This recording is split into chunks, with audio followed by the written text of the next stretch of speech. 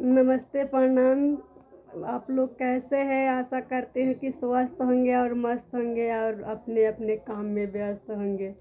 तो मैं आप लोग को एक छोटा सा गाना सुनाऊंगी, कैसा लगेगा कमेंट में ज़रूर बताइएगा। और मेरे वीडियो के लाइक सब्सक्राइब ज़रूर कर दीजिएगा प्लीज़, और फुल मेरा वीडियो देखिएगा ज़रूर प्लीज़। नमस्ते। चल घर दियना बार के खोज हो झूलनिया मोर भुलाई गईली ननद। चल घर के रे दियना बार के खोज हो झूलनिया मोर भुलाई गईली ननद। भुलाई गईले ननद, भुलाई गईले ननद। चल घर जदियना बारी हो झूलनिया मोर भुलाई गईले ननद। यारे झूलनिया हमरो नैहर के निशानी, इहरे झूलनिया हमरो नैहर के निशानी।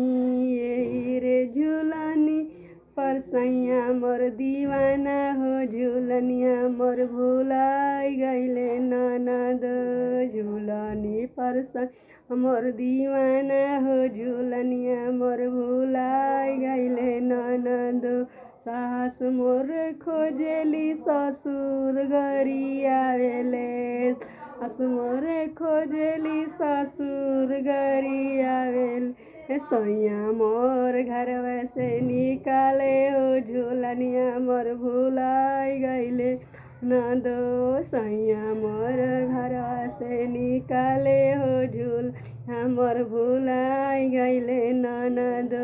चल घर खोज दियना बार हो झूलनिया मोर भुलाई गईले ननद। ना मिली झूलनी त होई परेशानी हो, ना मिली झूलनी त हो परेशानी हो। चल घरे खोज न बार हो झूलनिया मोर भुलाई गईले ननद।